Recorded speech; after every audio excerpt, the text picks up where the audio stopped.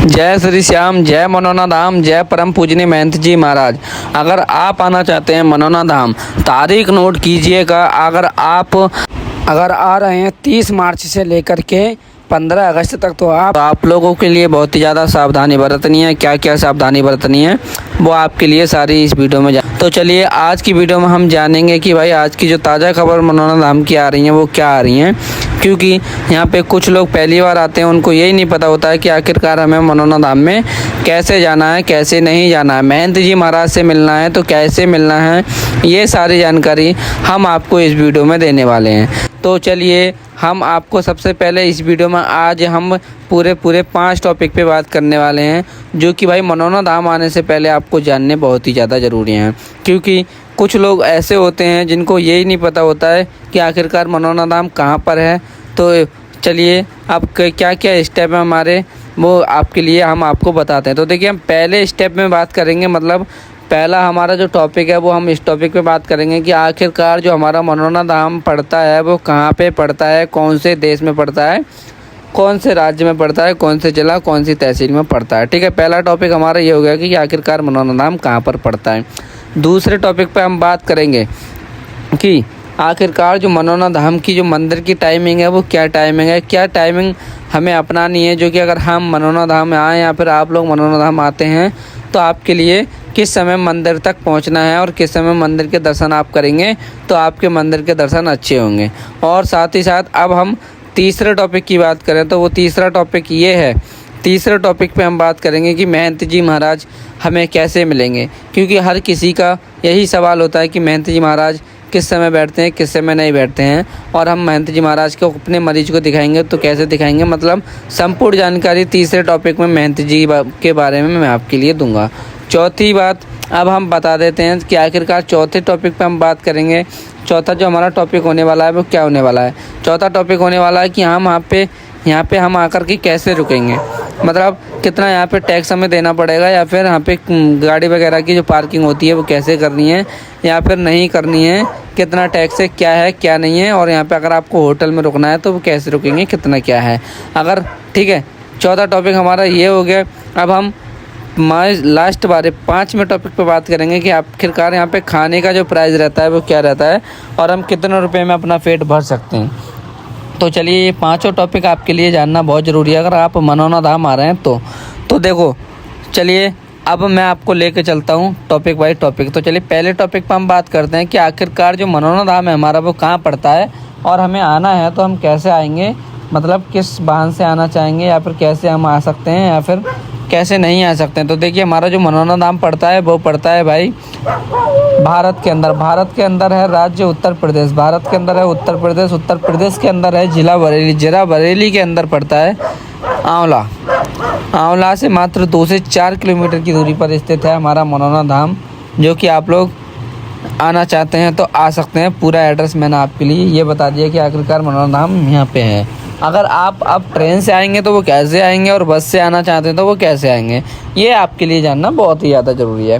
क्योंकि यहाँ पे हर चीज़ का अलग अलग हिसाब है, वो हिसाब आपको जान लेना है तो आपके लिए यहाँ पे किसी से कुछ भी पूछने की ज़रूरत नहीं पड़ेगी।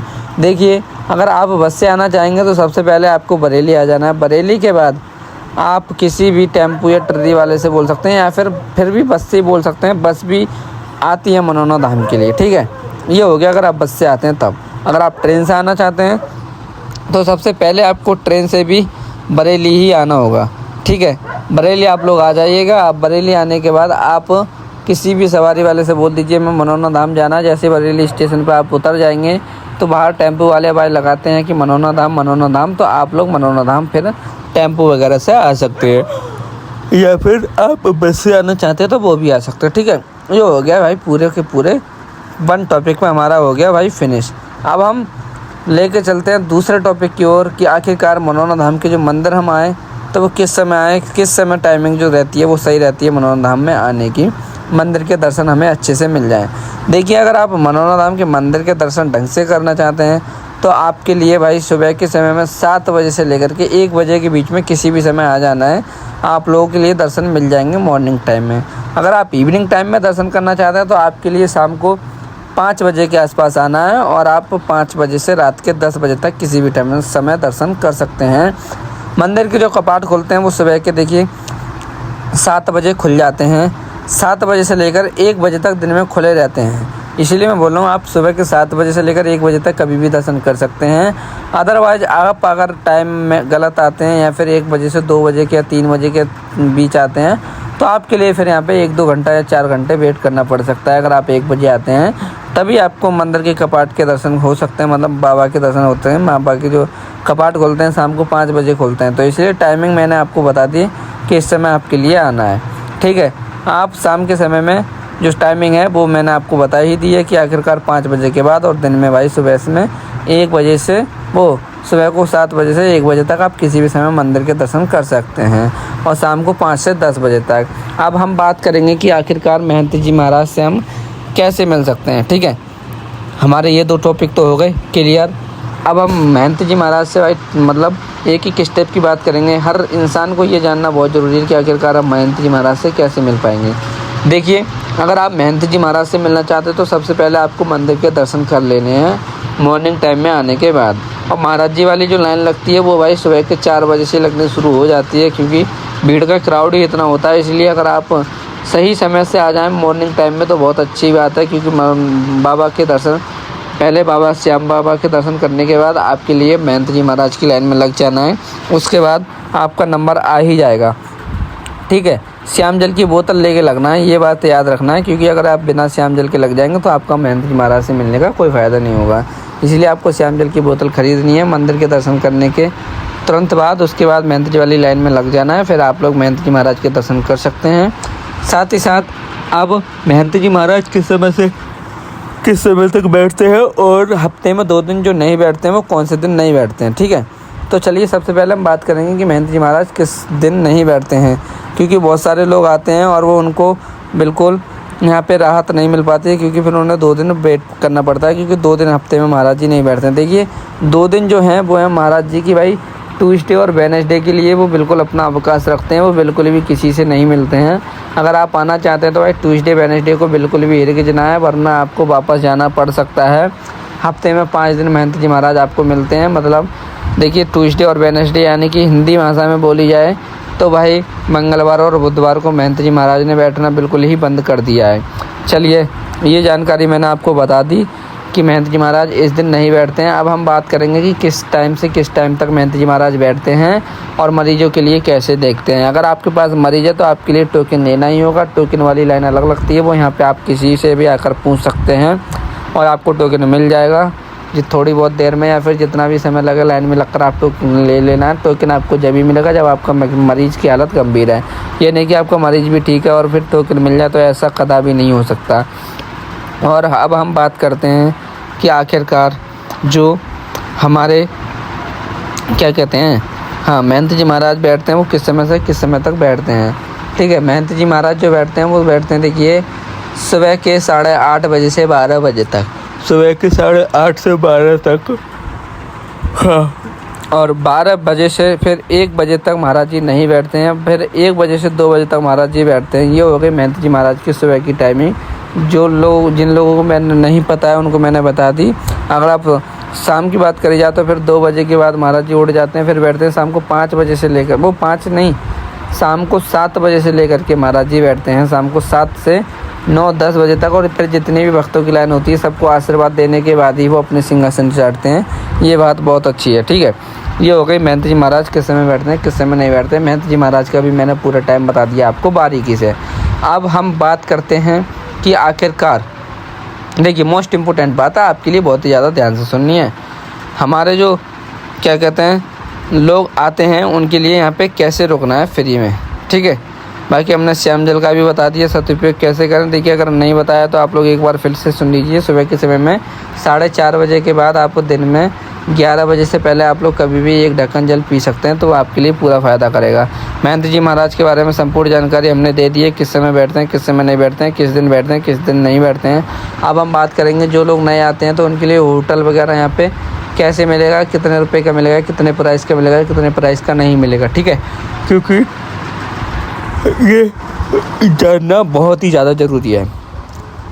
होटल यहाँ पे देखिए जो मिल जाता है कि आखिरकार यहाँ पे आप लोग रहेंगे। अगर आप फ्री में रहना चाहेंगे तो वो कैसे रहेंगे। सबसे पहले हम फ्री की बात कर लेते हैं, क्योंकि पैसे में तो दुनिया रोक ही लेती है। अगर फ्री में आप लोग रुकना चाहेंगे तो वो कैसे रुकेंगे। देखिए अगर आपके पास पैसा नहीं है, आपका बजट नहीं है, तो आपके लिए कुछ नहीं करना है। आप किसी भी सेफ प्रेमी की दुकान पे ठहर जाना है। वहाँ पे आपका बैग भी सेफ रहेगा और आपके जूते चप्पल जो भी हैं, आप लोग यहाँ पे चार्जिंग पॉइंट भी आपको मिलेगा।